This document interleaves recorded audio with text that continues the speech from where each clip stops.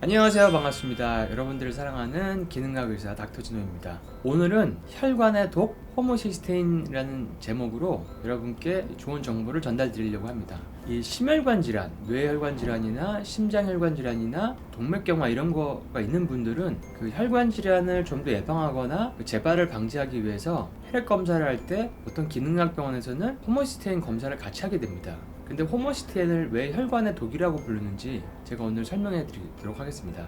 예전에 제가 내과만 진료했을 때 이런 경우가 있었어요. 혈압도 괜찮고 당뇨도 없고 고지혈증도 없고 흡연도 안 하고 심혈관 질환 리스크 인자가 하나도 없는데 갑자기 심장 질환이 오거나 뇌경색이 와가지고 문제가 되신 그런 환자분들이 계시는데, 그때 당시에는 제가 굉장히 의아하게 생각했습니다. 이런 분들은 왜 이런 질환이 왔을까? 근데 그 중에 큰 원인이 활성산소도 있지만은 호모시스테인이 바로 그 원인 중에 하나입니다.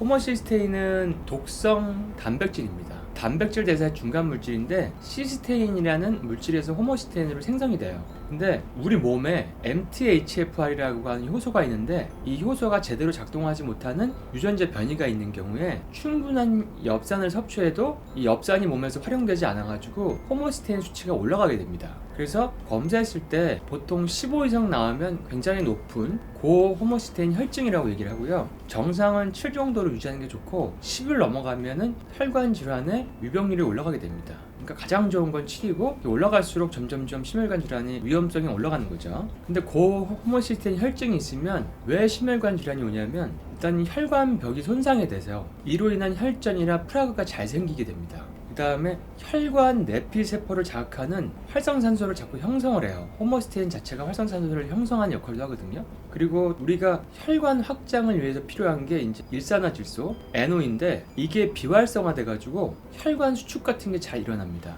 그래서 이런 세 가지 원인으로 고호모시스테인 혈증이 있으면 혈관 질환이 잘 생기게 되죠. 2018년 9월 통계청에서 발표한 인구 10만 명당 사망 원인을 보면은 2019년 기준 10만 명당 153.9명으로 암이 1등이었고요. 2등과 3등이 심장질환과 뇌혈관 질환이었는데 각각 10만 명당 60.2명, 또 10만 명당 44.4명으로 2, 3위를 합하면은 124.4명으로 거의 암에 육박할 정도로 굉장히 높은 수치였습니다. 그리고 60세에서 79세까지는 심혈관 질환, 뇌혈관 질환이 2등, 3등, 그리고 80세 이상에는 2등, 4등을 차지했으니까 사실은 굉장히 우리가 조심해야 될, 예방을 해야 되는 질환이 혈관 질환이라고 할 수 있습니다. 그리고 심장 질환의 종류는 심근경색도 있지만 그 전 단계인 협심증, 부정맥, 화혈성 심질환 이런 것들이 있고, 뇌혈관 질환은 뇌졸중도 있지만 뇌출혈도 있고, 그런데 이런 질환들의 다 고호모시스테인 혈증이 중요한 위험 인자입니다.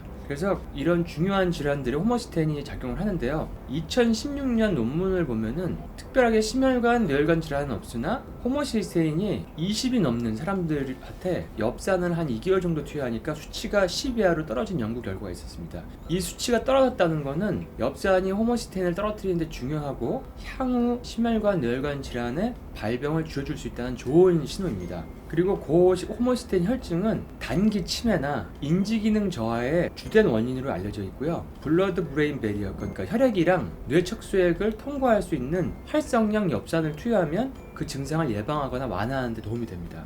그리고 초기 우울증이 있는 환자의 70%가 엽산을 대사를 잘 하지 못하는 유전자 변이가 있다고 연구 결과에 나왔습니다.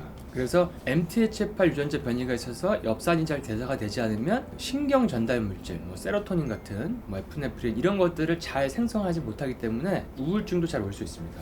그리고 이 호모시스테인은 인지 능력에도 되게 중요합니다. 특히 이제 인지 능력은 이제 치매라는 질환으로 연결될 수가 있는데, 인지 능력이 떨어져 있는 그 치매나 알츠하이머 병력이 있는 노인 816명을 대상으로 혈액 검사를 해보니까 호모시스테인은 정상인 대비 치매인 분들이 2.08배, 그 다음에 알츠하이머인 분들은 2.11배가 발병률이 더 높았습니다. 그러니까 고호모시스테인 혈증이 있는 분들이 치매나 알츠하이머 발병률이 더 높았고요. 치매나 알츠하이머 있는 분들을 혈액 검사해보면은 엽산 농도가 낮았는데, 혈중 엽산 농도가 낮은 사람들의 치매 위험도는 정상인보다 약 3배가 높았다고 합니다. 그러니까 이런 호모시스테인 농도와 엽산의 체내의 농도가 뇌의 기억력과 굉장히 영향이 크다는 거죠.